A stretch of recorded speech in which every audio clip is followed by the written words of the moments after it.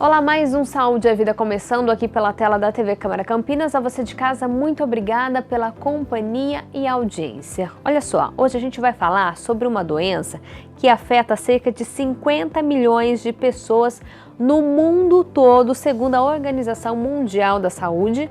Estou falando aí da epilepsia.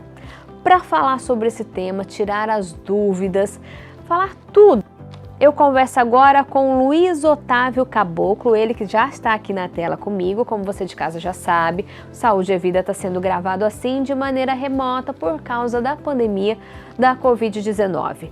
O Luiz Otávio Caboclo é neurologista e neurofisiologista, é isso mesmo, né, doutor? Isso mesmo, Viane, olá a todos, olá aos telespectadores, isso mesmo, neurologista e neurofisiologista clínico.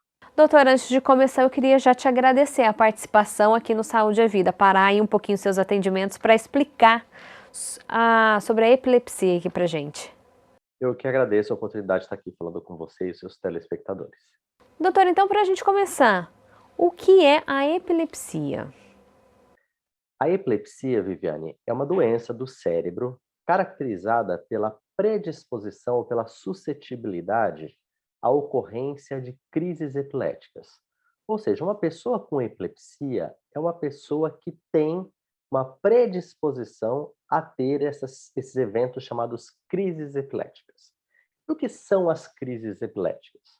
As crises epiléticas são sinais e sintomas, são manifestações clínicas que decorrem de uma descarga excessiva de um grupo de neurônios no cérebro. Lembrando, os neurônios são aquelas células principais do sistema nervoso central. Quando um grupo de neurônios descarrega de uma forma excessiva e anormal, isso acaba causando uma manifestação clínica que se chama crise epilética.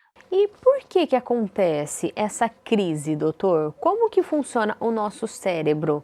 E quando tem essa crise, o que acontece com ele?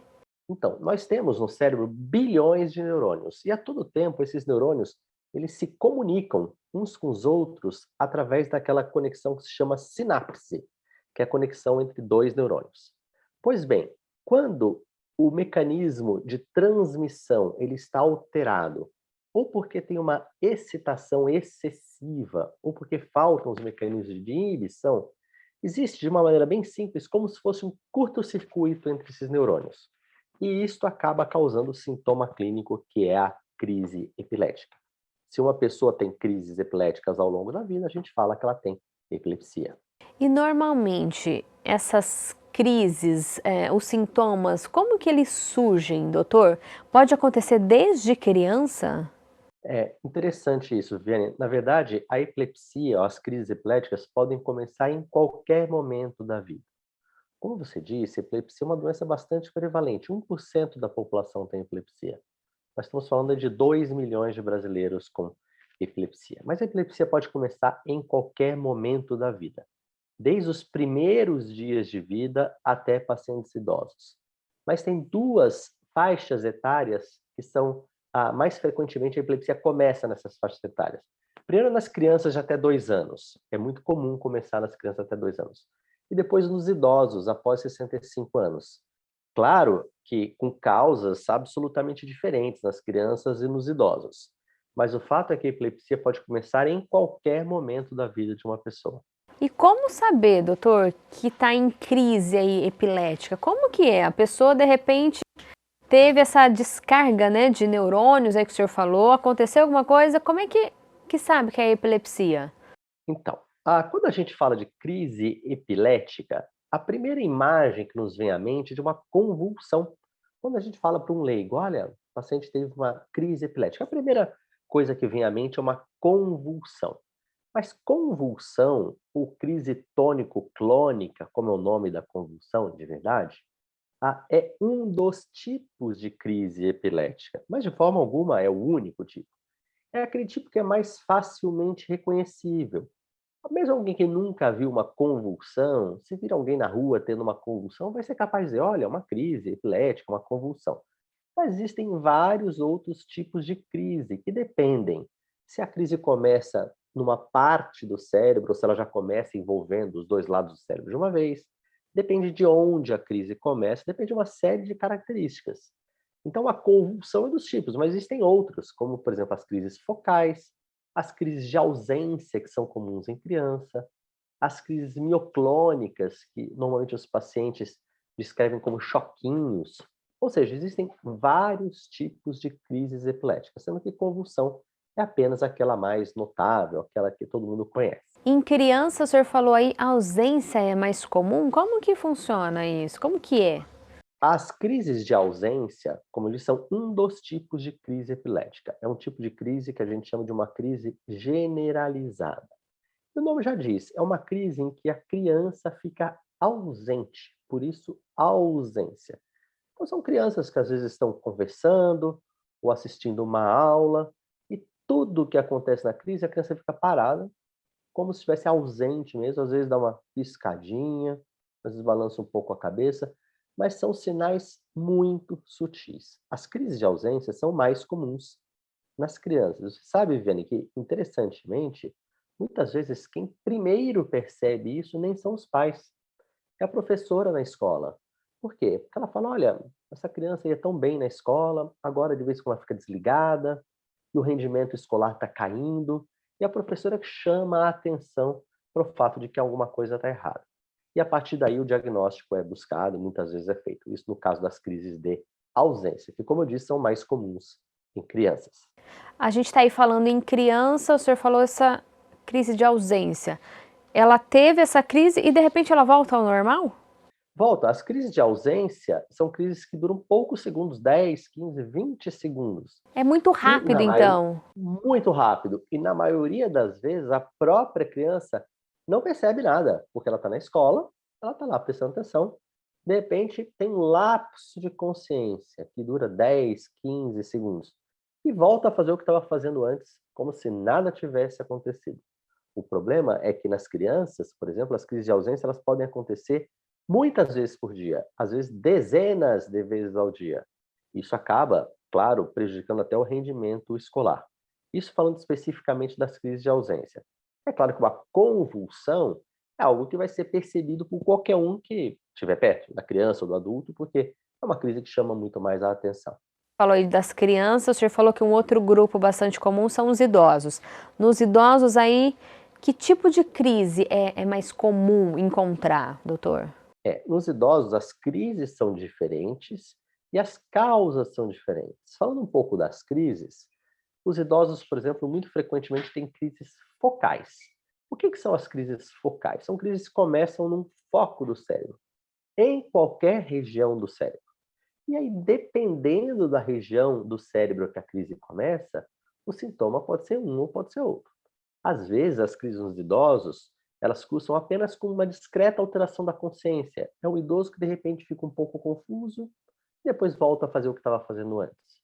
Claro, às vezes pode ficar confuso, depois tem uma convulsão, e aí o diagnóstico é até mais fácil. E o fato das crises focais serem as mais comuns nos idosos tem a ver com as causas das epilepsias nos idosos, que são causas diferentes daquelas que a gente observa em adultos mais jovens e principalmente em crianças. Os idosos frequentemente têm epilepsia e crises epiléticas associadas a lesões no cérebro. Por exemplo, uma sequela de um acidente vascular cerebral, um derrame, um tumor cerebral, que é muito comum em idosos, ou um sangramento, ou um hematoma subdural, que é um hematoma de um idoso que bate a cabeça. Ou seja, no idoso são normalmente lesões no cérebro que acabam causando as crises. Portanto, são mais comuns as crises focais nos idosos. Doutor, e como que é feito o diagnóstico? Como que se chega, essa pessoa tem epilepsia? Certo? O diagnóstico da epilepsia é fundamentalmente clínico, ou seja, nós médicos que atendemos esses pacientes, nós entrevistamos o paciente com relação a esses eventos que são as crises epiléticas. Parte da crise, o próprio paciente é capaz de contar o que ele sente no começo da crise, por exemplo. Às vezes não sente nada, às vezes tem uma perda de consciência sem sentir nada antes. E é muito importante entrevistar os acompanhantes, o pai, a mãe, o marido, a esposa, ou seja, o acompanhante que vê a crise. E veja, uma vez que o paciente perde a consciência, a partir desse ponto, o paciente não é capaz mais de contar o que está acontecendo.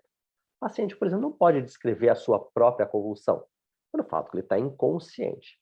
Então, o diagnóstico ele se baseia nos dados clínicos, ou seja, a entrevista com o paciente, a entrevista com os familiares, as características da crise e os demais dados clínicos, como idade de início e outras doenças.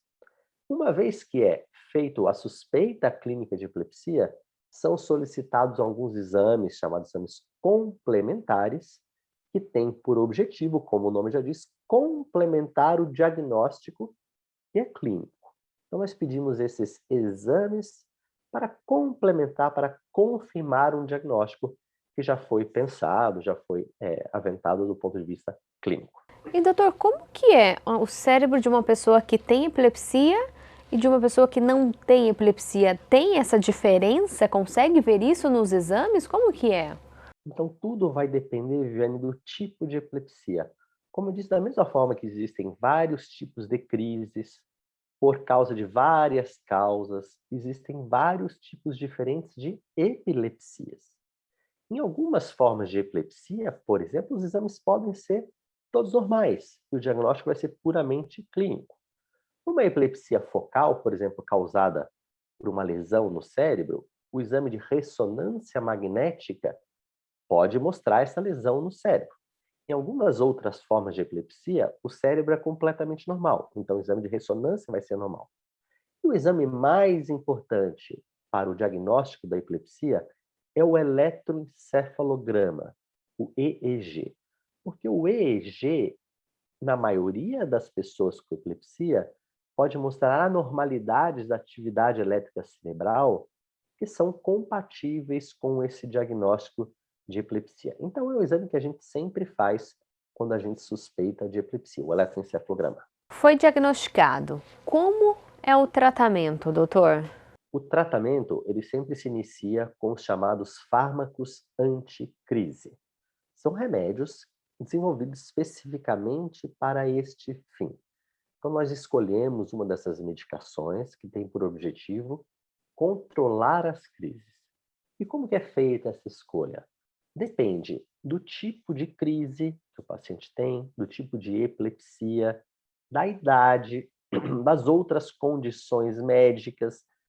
Por exemplo, é diferente você tratar uma criança que só tem epilepsia, um idoso que tem epilepsia, pressão alta, diabetes, são cenários diferentes. Então, a gente escolhe a melhor medicação, tudo considerado. O tipo de epilepsia, a idade, as outras condições associadas e, é claro, o acesso à medicação. Muitas dessas medicações são caras, não estão disponíveis no sistema público, então a gente também tem que considerar isso quando a gente vai escolher uma medicação. Até porque muitas vezes esse tratamento vai ser muito prolongado, por anos, às vezes por toda a vida. Então, a gente tem que escolher uma medicação que vai entrar na rotina da pessoa, que se adapte à vida da pessoa e, para isso, tentar controlar as crises e, idealmente, sem causar efeitos colaterais. Essa é a nossa proposta, controle de crises sem efeitos colaterais. É o que eu ia perguntar, esses medicamentos, então, são para controlar essas crises? Em algum momento ainda pode vir a ter, dependendo do caso? Sim. Esse dado é super importante. Os remédios que nós usamos, chamados fármacos anticrise, eles têm por objetivo controlar as crises epiléticas. Porém, isso só é possível em aproximadamente 2/3 dos casos. Isso quer dizer o seguinte, que 1 em cada 3 pessoas com epilepsia vai continuar tendo crises mesmo com tratamento clínico. Veja, não é que o tratamento não tem efeito, ele melhora as crises, às vezes as crises ficam, entre aspas, mais fracas, menos frequentes, só que nós não conseguimos controlar todas as crises, ou seja, 1/3 dos pacientes, 1 em cada 3, tem uma epilepsia resistente ao tratamento clínico, muitas vezes chamada de epilepsia refratária. E doutor, essas crises, elas vêm do nada ou dependendo da situação que a pessoa está passando, principalmente aí os mais velhos, os adultos, desencadeia uma crise? Tem alguma relação, um momento de estresse ou um momento de muita alegria, acaba tendo uma crise ou nada a ver? Tem algumas formas de epilepsia tem fatores desencadeantes muito bem definidos. Por exemplo, algumas epilepsias, as crises são frequentemente desencadeadas por privação de sono. Isso é comum, por exemplo, numa forma de epilepsia que incide muito em adolescentes e adultos jovens. É um tipo de epilepsia, para dar um exemplo, chamada epilepsia mioclônica juvenil. Essa epilepsia, por exemplo, privação de sono é algo terrível. Então, se o jovem ou adolescente dorme mal, na manhã seguinte pode ter uma crise. E justamente numa faixa etária em que a gente sabe, às vezes, as jovens e adolescentes querem ficar acordados até tarde, não dormem adequadamente. Então, privação de sono é um desencadeante. Outro desencadeante, bebida alcoólica em excesso.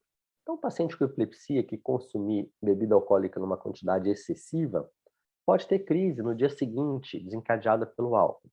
O estresse é um pouco mais difícil, porque estresse é algo da vida. Todo mundo passa estresse com frequência. Claro que a pessoa vai lembrar daquele momento que ela teve crise, estava estressada. Mas muitas vezes o estresse acaba não sendo tão claramente definido como um fator desencadeante. É importante diferenciar o que é um fator desencadeante e o que é a causa da epilepsia. A privação de sono, a cerveja a mais, nesses casos não são a causa, estão funcionando apenas como um gatilho de crises numa pessoa que tem epilepsia. É importante essa diferença. O senhor falou aí do tratamento, tem algumas pessoas aí que acabam tendo que tomar remédio ao longo da vida. Tem gente que acaba curando a epilepsia ou não existe cura? A gente fala de cura de epilepsia em dois cenários. Entende? O primeiro são algumas formas de epilepsia da infância. Alguns tipos de epilepsia são típicas da infância. São chamadas, inclusive, epilepsias limitadas à idade. O que isso quer dizer? São crianças que começam a ter crise na infância, às vezes com 4, 6, 7 anos, vão ter crises por alguns poucos anos, vão precisar tomar remédio para controlar as crises, mas normalmente no início da adolescência essa epilepsia acaba. Ela vai embora, porque ela é uma epilepsia limitada à idade. Então, nesse sentido, são crianças que tinham epilepsia e depois, como adultos, estão curadas. E o segundo contexto é no caso, a gente falou, daquelas epilepsias refratárias, resistentes ao tratamento clínico. Parte dessas pessoas pode ser tratada com cirurgia de epilepsia. E dentre aquelas pessoas tratadas com cirurgia, dentre aquelas pessoas operadas, uma parte fica curada. Curada porque não tem mais epilepsia, porque a causa da epilepsia, por exemplo, um tumor, foi removida e a pessoa não tem mais epilepsia. Então, nesses dois contextos, a gente fala de cura. Nos demais contextos, e na verdade na maioria dos casos, o que a gente fala é o controle das crises. Mas a pessoa precisa continuar tomando o remédio para evitar de ter crises. E a epilepsia, ela é hereditária? Algumas formas são hereditárias, mas são formas bem raras. A maioria das epilepsias não são hereditárias. Hereditária, veja, são aquelas doenças que a gente sabe a herança de pai para filho. Por exemplo, a gente aprende na escola, né? Se o pai tem, o filho tem 50% de chance de ter.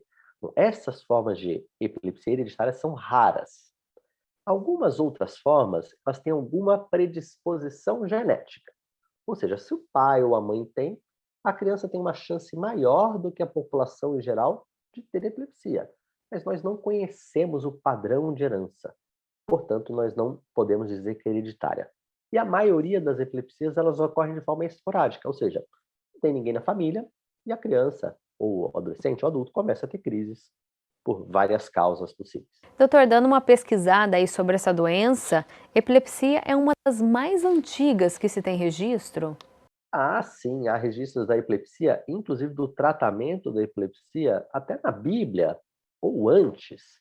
Na verdade, existem relatos pré-históricos de epilepsia, de tentativas de tratamento da epilepsia. Por exemplo, muita gente sabe, algumas múmias encontradas no Egito tinham evidências de trepanação, ou seja, um buraquinho na cabeça.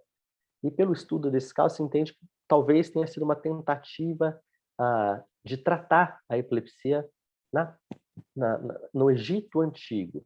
Depois, na Bíblia, há relatos de pessoas que teriam sido acometidas por crises epiléticas.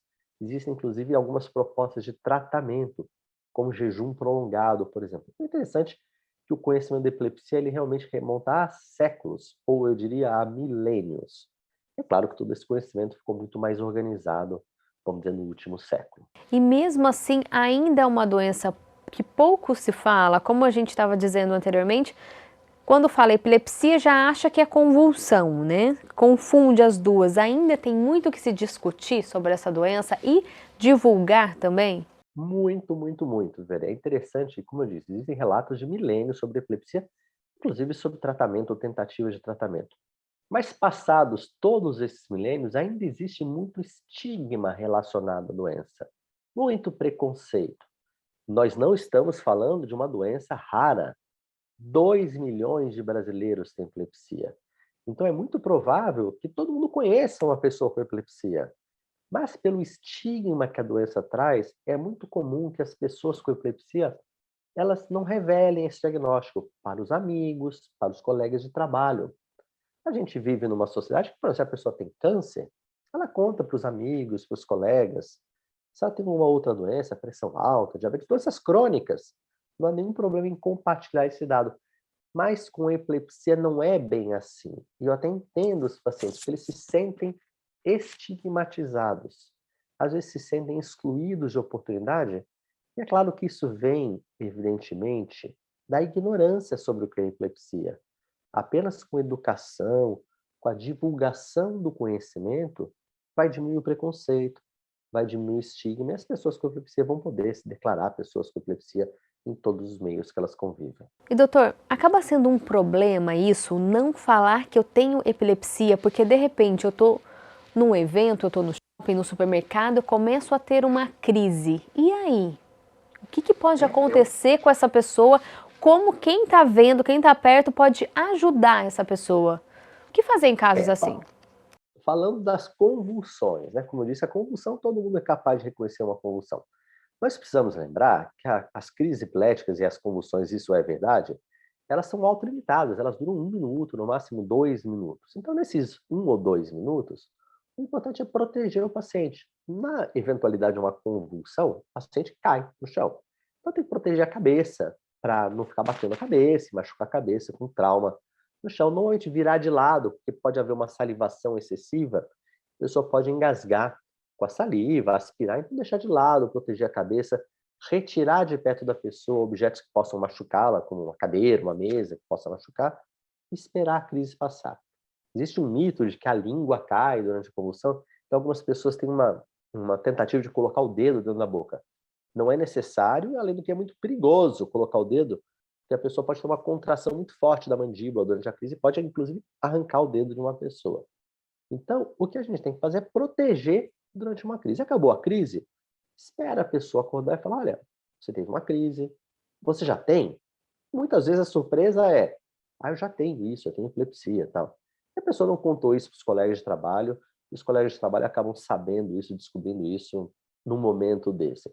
Eu acho super importante. Na escola, principalmente, se uma criança tem epilepsia, cabe aos pais alertar o professor, a professora, falar: olha, meu filho, ele tem epilepsia, minha filha tem epilepsia, então pode acontecer dele ou dela ter uma crise. Essas crises, elas são transitórias, elas não trazem prejuízo. E se tiver uma crise mais forte, alguma coisa assim, me avisa. Ou seja, eu acho que é obrigatório, no ambiente escolar, que os professores, os coordenadores da escola sejam notificados sobre o diagnóstico. Idealmente, é um diagnóstico que devia ser dividido sempre com os colegas de trabalho. Mas eu entendo por que isso não é feito. Mas eu acho que à medida que as pessoas tiverem um conhecimento melhor, vai ser mais possível fazer isso. Quem tem epilepsia pode ter uma vida normal? Pode dirigir? Pode sair sozinho? Como que é a vida de uma pessoa com Não, epilepsia? a maioria das pessoas com epilepsia tem uma vida normal, porque, como a gente disse, 2 em cada 3 pessoas com epilepsia têm suas crises controladas com a medicação. Ou seja, tomando o remédio, elas ficam sem crises. E se elas estão sem crise, elas podem dirigir, elas podem sair sozinhas, elas podem viajar, elas podem ter uma vida absolutamente normal. Então, a maioria delas tem uma vida normal. Claro, aquelas que têm crises que não se resolvem com o tratamento clínico, têm algumas limitações. E lógico, vai depender da frequência das crises, vai depender da gravidade das crises. Mas eu apontaria duas limitações muito importantes para aquelas pessoas que não têm suas crises controladas. A primeira é a direção de automóveis. Naturalmente, alguém que não tem as crises controladas, alguém que tem uma epilepsia que não está bem controlada, não pode dirigir um automóvel. Porque se tiver uma crise dirigindo um carro, pode se machucar e machucar outras pessoas. E a outra limitação é pensar em situações em que, se ocorrer uma crise, pode haver um risco para a pessoa. E um exemplo que eu sempre dou para os meus pacientes é cuidado com piscina, cuidado com mar. Porque se a pessoa tem uma crise no mar ou na piscina e estiver sozinho, pode se afogar. De resto, a grande maioria das pessoas com epilepsia tem uma vida normal. Estudam, trabalham, se casam, têm filhos, seguem a vida normalmente, assim como outras pessoas com outras doenças crônicas também o fazem. Doutora, a epilepsia pode levar a pessoa a ter outras doenças ou não tem nada relacionado? Não, veja, a epilepsia tem algumas situações. Primeiro, que existem outras doenças que causam epilepsia. Um tumor cerebral, por exemplo, é um tumor cerebral e, além disso, pode causar epilepsia. Mas as pessoas com epilepsia, elas têm um risco aumentado de algumas outras condições. E eu vou citar uma que é super importante: depressão. Depressão é mais comum em pessoas com epilepsia do que na população em geral. Em crianças, a gente sabe que déficit de atenção é mais comum em crianças com epilepsia do que naquelas sem epilepsia. Então, pode haver associação de epilepsia com algumas condições, principalmente transtornos mentais, como depressão, ansiedade, até eventos de psicose, são mais frequentes em pessoas com epilepsia. Muito se discute se existe associação com outras doenças, mas isso é um pouco menos claro.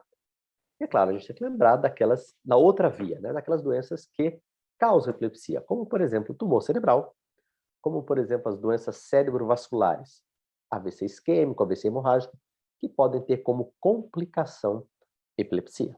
Doutor, qual que é a orientação que o senhor dá para quem está assistindo a gente e percebe aí que o filho tem esses momentos de ausência ou que o pai, a mãe, aquela pessoa mais idosa em casa está tendo algum comportamento diferente, de repente perde o foco? O que o senhor orienta para essas pessoas? O que elas fazem?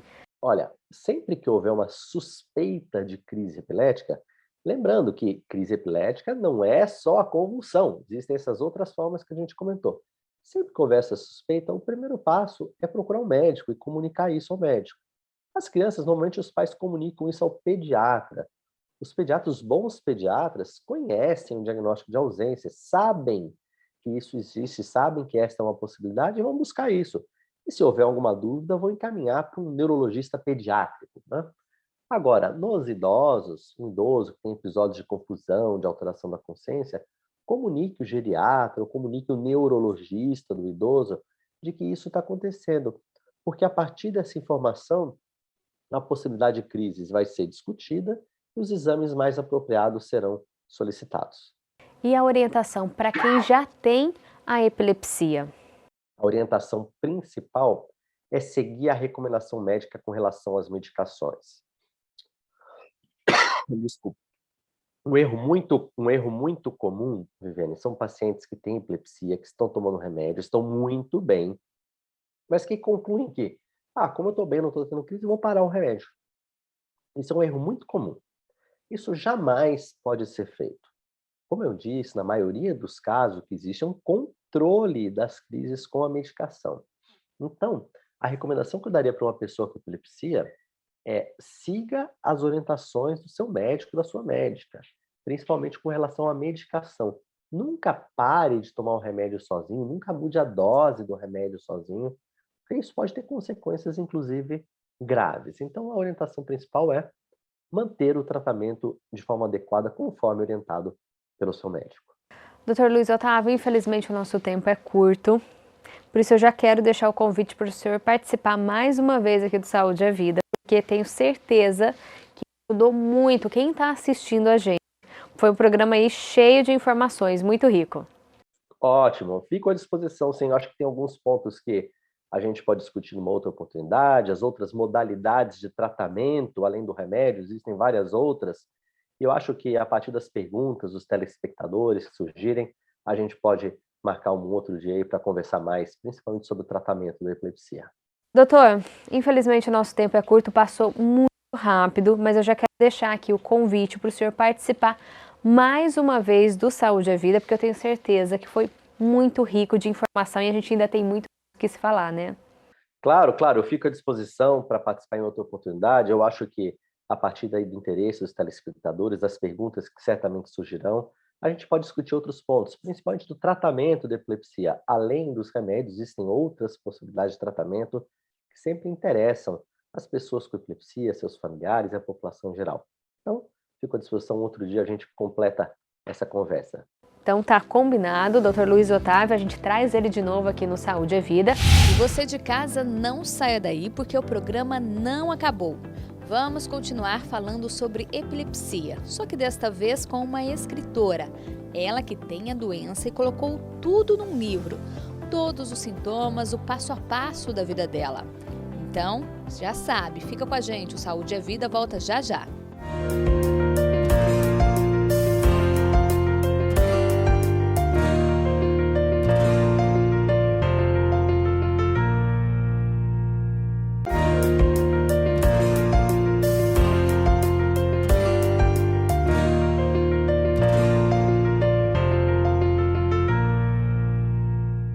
Saúde é Vida de volta e hoje a gente está falando sobre uma doença que, olha só aqui no Brasil, mais ou menos 2 milhões de brasileiros têm a epilepsia.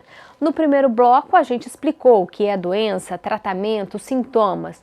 E agora a gente vai conversar com a Camila Lourenço, ela que já teve a epilepsia aos 12 anos de vida, né? Camila, muito obrigada por aceitar o nosso convite, por falar um pouquinho sobre essa sua experiência, como que foi ser diagnosticada com epilepsia. Muito obrigada. Bom dia, Viviane. Tudo bem? Então, realmente, eu fui diagnosticada com epilepsia quando eu tinha 12 anos de idade. Hoje eu tô com 36. E aí começou essa saga aí. No começo, eu tive algumas convulsões, mas depois, assim que começou o tratamento com a medicação, as convulsões diminuíram, ficaram só algumas crises de ausência aí, que comprometia aí algumas atividades sociais aí, e foi bem complicado esse período mesmo, bastante medicamento, dava muito sono, mas foi um período aí bem longo, aí foi dos 12 aos 29 anos aí, tomando medicação. Camila, então vamos começar. Eu queria que você me explicasse como que era antes a sua vida. Uma menina que estudava, brincava, passeava, como que era a sua vida antes da epilepsia? Era normal mesmo, tava criança ali, estava estudando, normal, ia para a escola, tranquilo. Brincava normal, não tinha nenhuma situação crítica que pudesse ser usada aí para apontar como causa, era bem tranquilo, bem calmo. E de repente, com 12 anos, o que começou a acontecer com o seu corpo? Começaram essas convulsões, geralmente era em casa, às vezes na hora do banho, não tinha muito horas certas, mas começou em casa com essas convulsões, que aí eu não sabia explicar direito o que é. Mas aí, quando foi no médico, fez os exames, tudo, aí que veio esse diagnóstico. E como que foi receber esse diagnóstico? Porque, ainda mais naquela época, né? Pouco se falava em epilepsia, até hoje quase não se fala, né? Até hoje é meio tabu, ninguém sabe exatamente a causa. Na verdade, os próprios médicos dizem, né, que não tem, lhe disseram na época, pelo menos, que não tinha causa, não tinha cura, só tinha tratamento.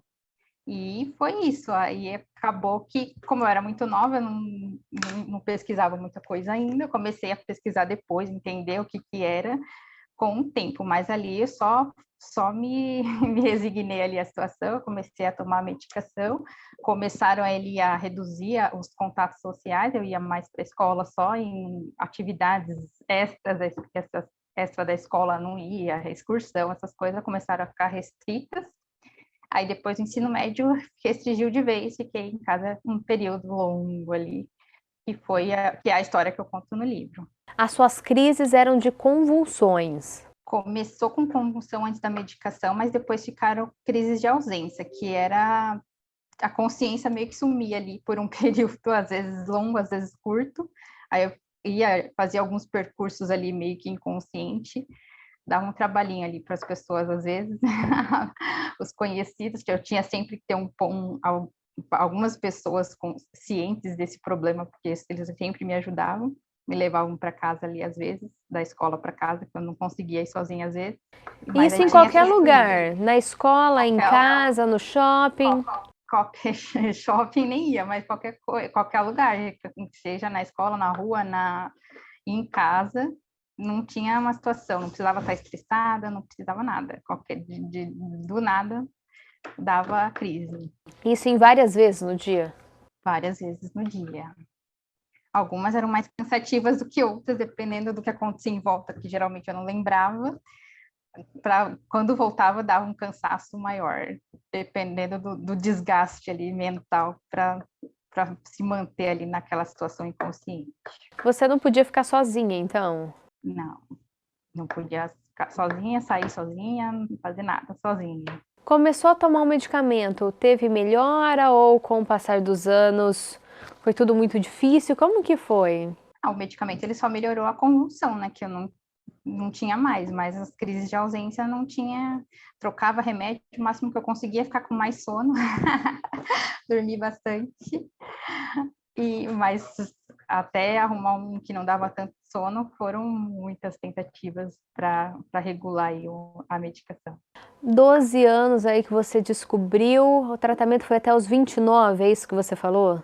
Como que foi essa vida, sua vida nesse período? Não podendo ficar sozinha, não podendo sair sozinha, restringindo aí aulas, o contato social, você fala aqui que você teve esse período de isolamento.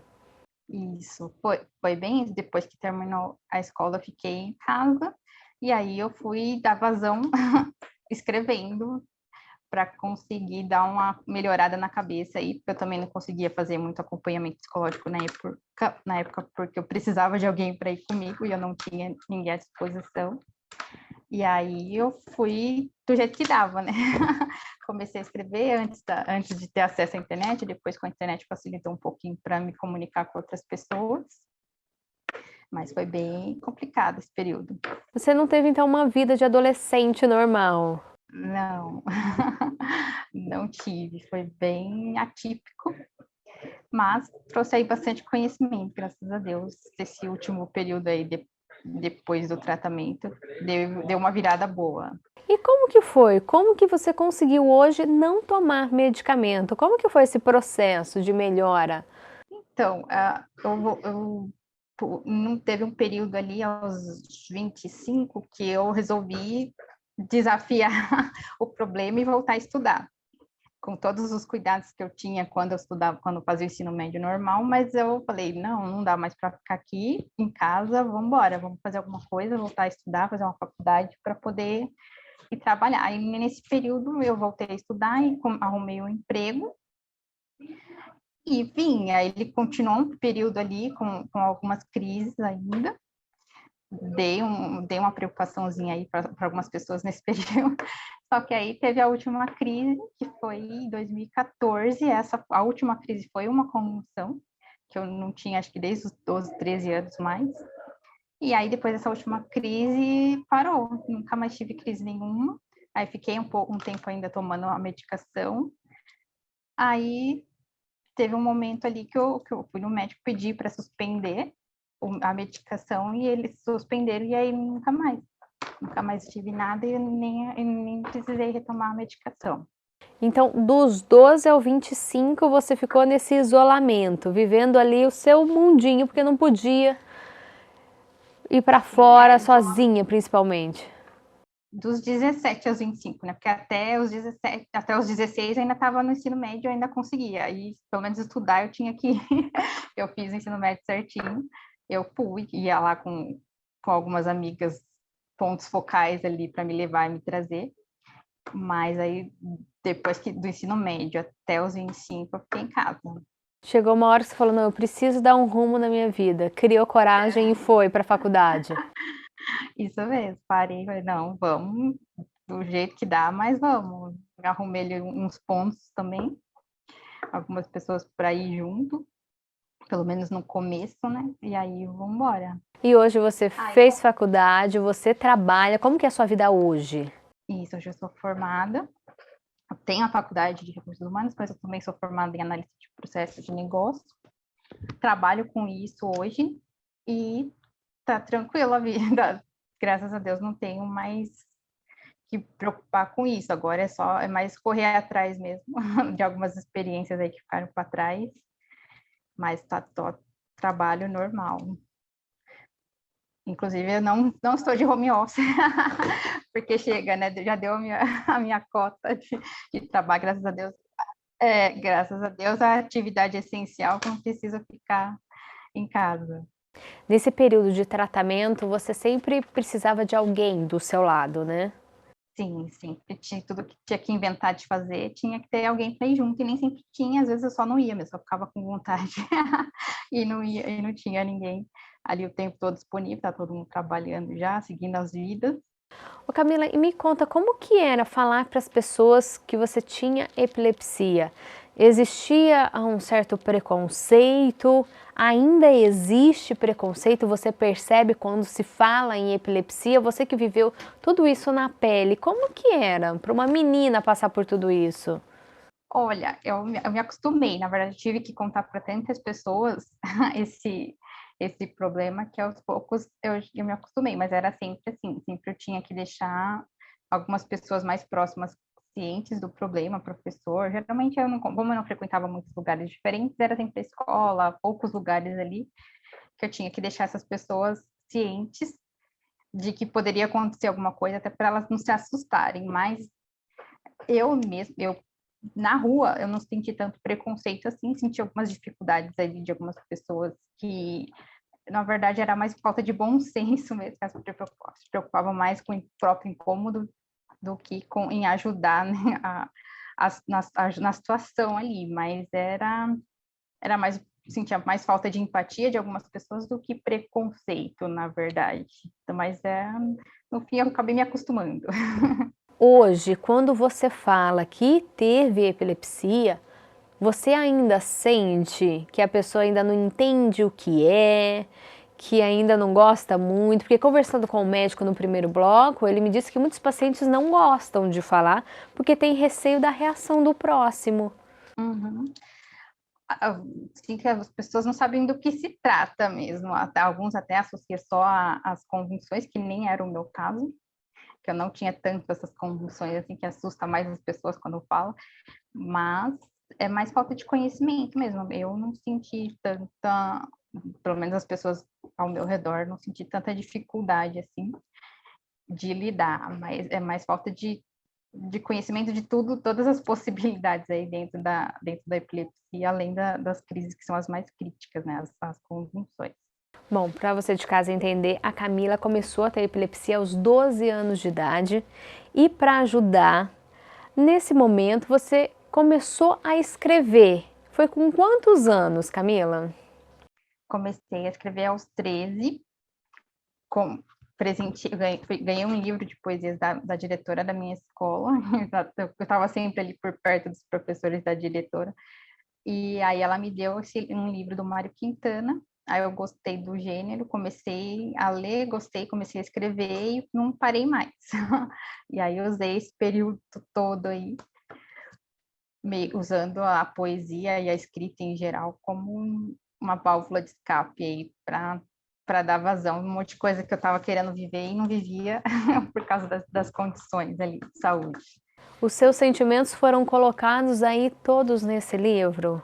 Exatamente. Uma parte deles entrou nesse livro, mas tem bastante ainda a publicar. Só selecionei alguns aqui dentro de um contexto para essa primeira coletânea aqui. E te ajudava? Escrever então te ajudou muito? Como que era escrever para você? Ajudou demais, colocava o que não conseguia falar muitas vezes, tinha coisas que não tinha muito com quem conversar, que era coisas da minha geração ali, não tinha ninguém em casa da mesma geração ali, o pessoal da escola estava tudo vivendo suas vidas ali, e eu escrevia tudo que dava na cabeça, eu fui transformando em versos e fui melhorando até ficar digno de publicação, que é esse livro aqui. Rosa Apaixonada é o nome do livro da Camila. Camila, me conta, tem algum que você gosta mais, que você pode aí falar pra gente, ler? Tem... eu sou suspeita, né? É o meu preferido, mas tem o que dá título, cadê? Deixa eu achar ele aqui. Que é o que dá título ao livro, que é o Rosa Apaixonada. Que eu vou ler um trecho só, não vou ler ele inteiro. Por favor. Eu sou feita da terra, apaixonada. Fui rosa pura, alegre e florescida que adormeceu nos solos da seara. Meus espinhos de rosa são as feridas que cravei nos corações dos amigos. E minha alegria eu enterrei nas copas do meu sorriso. Muito bonito. Que é um fator que chama bastante atenção, as covinhas do sorriso. Eu transformei elas aqui nesse trecho do poema. E agora que você publicou o livro, como que é? Sim, lancei ele agora em março. E tá aí, graças a Deus, tá vendendo tranquilo, tá tranquilo. A divulgação ainda tá tranquila, mas tá aí. É importante, o primeiro passo era divulgar, era publicar, né? Na verdade, agora tô só acompanhando aí os resultados, tá? O feedback de quem leu tá positivo, graças a Deus. É o que eu ia te perguntar. Você já está tendo esse retorno? As pessoas estão se enxergando no seu livro e falando, Camila, poxa, está me ajudando nesse momento? Uma pessoa que tem epilepsia, por exemplo, está me ajudando nesse momento difícil da vida? Olha, pessoas com epilepsia ainda não recebi esse feedback, mas de outras pessoas, sim, tipo, que legal, a história de superação e tudo mais. Outras pessoas também que nem curtia poesia, começaram a curtir, porque não tinham tido essa oportunidade ainda de conhecer, mas tá bem legal a repercussão. A ideia é essa, divulgar todo o seu trabalho também e divulgar, como você disse, a sua superação. Sim. Sim, em contexto geral, a superação está chamando mais atenção do que a causa da epilepsia em si, mas já é um ponto de partida aí para ajudar aí qualquer outra pessoa que possa estar na mesma condição a seguir em frente, porque não dá para ficar parado vendo a vida passar, não. Eu queria te perguntar, você tem noção que você hoje acabou sendo um exemplo?